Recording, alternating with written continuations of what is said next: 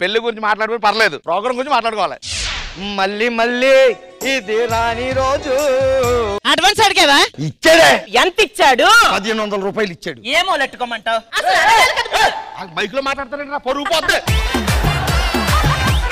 కాటు వేసేదాకా తెలియదయ్యా నాకు, కడుపులో విషమయ్యి అది పెరిగిపోయింది, దొరగాని బతుకయ్యిపోయిందయ్యా. అది కాదమ్మా.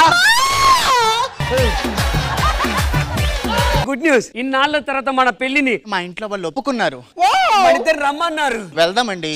నువ్వు ఇక్కడ ఉండు, నేను పెట్రోల్ కొట్టించుకొని వస్తా. బాబు ఒక 100 కొట్టు.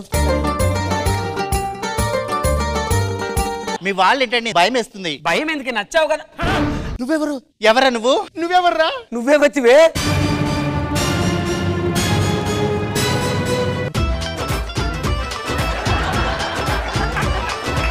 సగటు మనిషి బతుకంతా కన్నీటి ఎదురీత. మాది మధ్య తరగతి middle class family madam. Middle class అంటే ఏంటండి? ఏ పైన సరే మిడిల్ లో ఆపేసి ఒక్క సంసారం మాత్రం చివరి వరకు చేయడమేనే మిడిల్ క్లాస్ అంటే.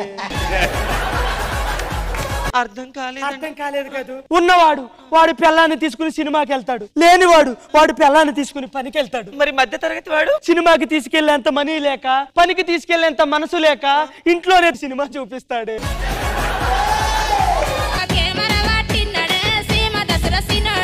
మాకు ఈ మధ్య టైం ఇవ్వట్లేదు, ఏంటి సంగతి? టైం ఇస్తాక నాకెక్కడ కుదురుతుందే బాబు. ఊర్లో వాళ్ళందరూనే 1 గంట సేపు వచ్చి వెళ్ళిపో అని అంటున్నారు. ఎక్కడికి?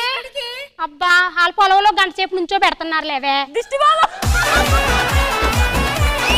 టైల్ రూమ్ ఎక్కడ ఉంది? ఎందుకని ఇటు ఉంది. అయ్యో పూరా మాల్ గయా. ఎట్లా? వాళ్ళు దొంగలిచి మొత్తం ఎత్తుకొని పోయారు.